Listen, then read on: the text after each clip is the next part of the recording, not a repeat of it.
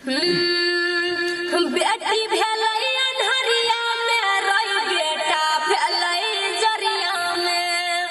बेटी भेलै अन्हरिया में रही बेटा भेलै जरिया में। वाह वाह क्या बात है। आइए अनिल सर जी गा देने हैं अहाँ के मंत्र गाबे के छाओ।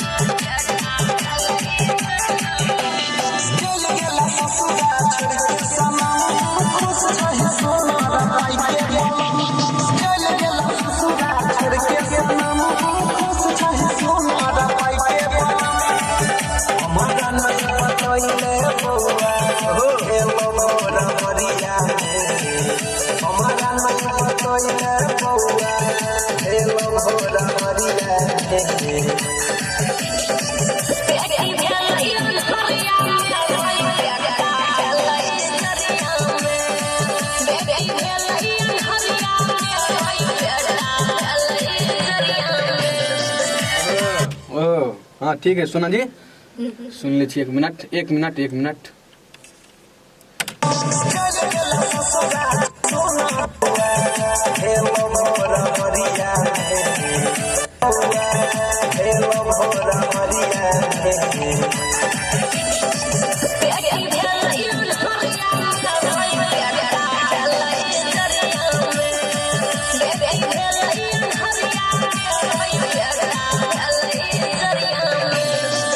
सोना जी ठीक है।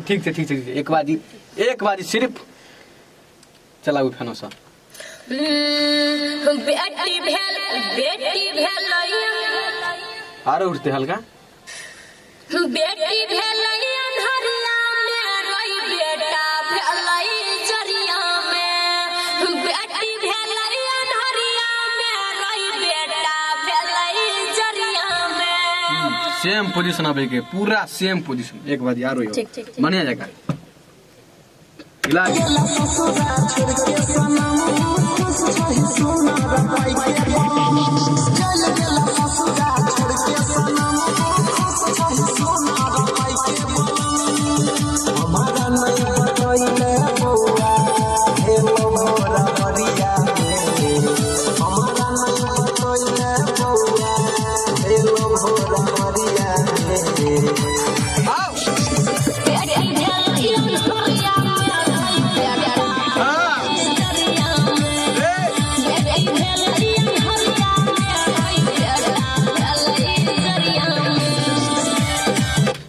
जियो सुन सोना जी जियो क्या बात है।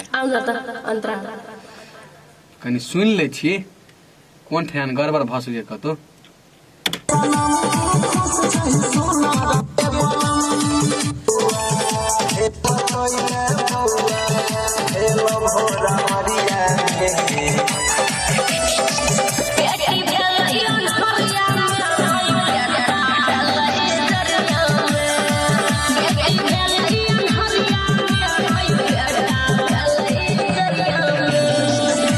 ठीक है गाड़ियों अंतरा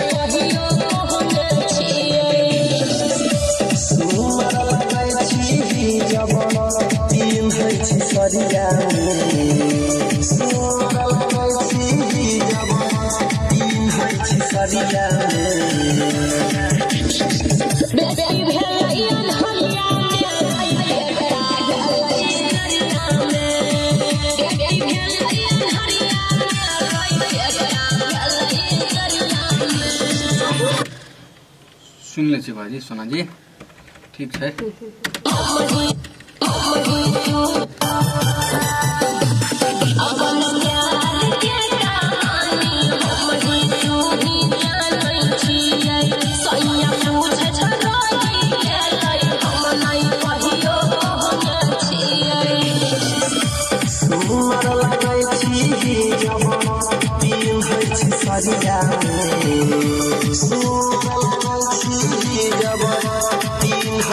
सहरिया आओ आओ बेटी भेलै अनहरिया में रोई बेटा भेलै जरिया में दबाद बेटी भेलै अनहरिया में रोई बेटा भेलै जरिया में जियो जियो रुकु रुकु रुकु 1 मिनट लास्ट अंतरा 1 मिनट बेटी भेलै अनहरिया में रोई बेटा भेलै जरिया में